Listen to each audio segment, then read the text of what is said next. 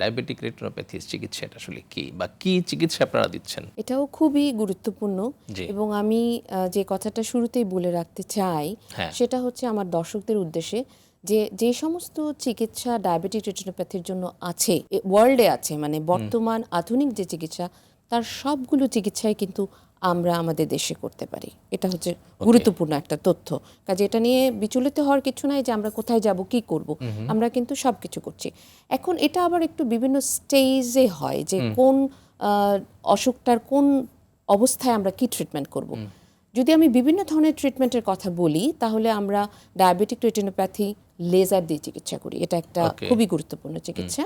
আমরা শুনতে পাই আজকাল প্রায় যে লেজার, যে রেটিনাল লেজার, রাইট? আমার রেটিনাল লেজার করিয়েছি, এক্স্যাক্টলি, বলে রোগীরা। যে রোগীরা বলে এটা খুবই গুরুত্বপূর্ণ একটা চিকিৎসা ডায়াবেটিক রেটিনোপ্যাথির জন্য।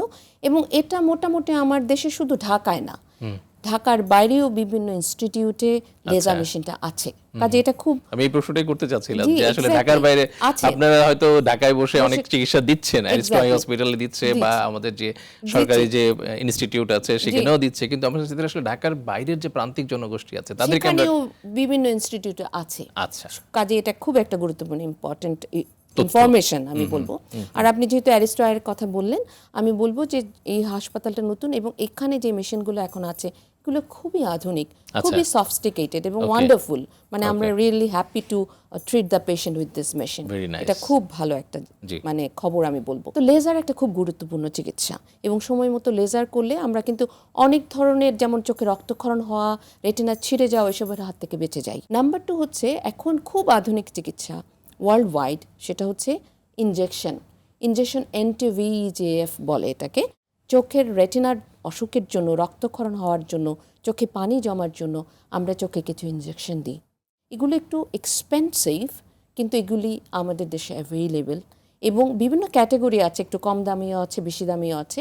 আমাদের পেশেন্টরা এগুলো নিতে পারেন এবং কয়েকটা ইনজেকশন নিলেই পেশেন্ট অনেক ভালো হয়ে যান।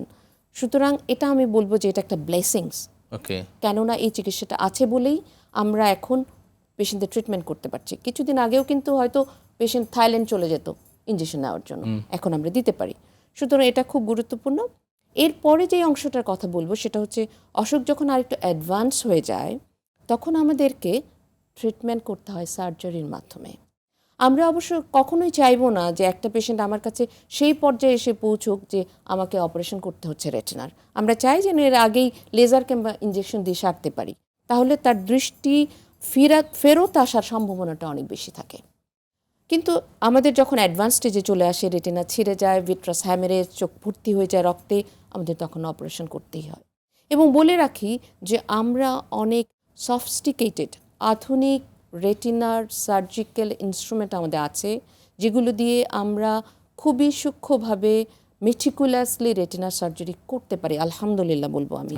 যেটা কয়েক বছর আগে, হয়তো 10-15 বছর আগে ওটা আমরা হয়তো ভাবতাম না, রাইট? আমরা ধরেই নিতাম একটা কথা প্রচলিত, সেটা হচ্ছে রেটিনার সার্জারির এই তো ভিশন আসবে না, আউটকাম ভালো না। এটা এখনো আমাদের অনেক ডক্টরের মধ্যেও এই ধরনের একটা ধারণা বিদ্যমান যে লাভ নাই। এক্স্যাক্টলি, পেশেন্ট ভাবে ছিঁড়েই গেছে, ঠিক আছে, আর লাভ নাই, হবে না কিছু। But it's not true. আমরা এখন অনেক মেটিকুলাস এবং সফিস্টিকেটেড সার্জারি করতে পারি আলহামদুলিল্লাহ, এবং আমাদের রেজাল্ট কিন্তু ভালো মাশাআল্লাহ। এবং পেশেন্ট অনেকখানি, পুরোটা না হলেও অনেকখানি দৃষ্টি কিন্তু ফেরত পায় অপারেশনের পরে। সুতরাং আমি বলবো যে সে ব্যাপারে আমরা যেন হতাশ না হয়ে যাই।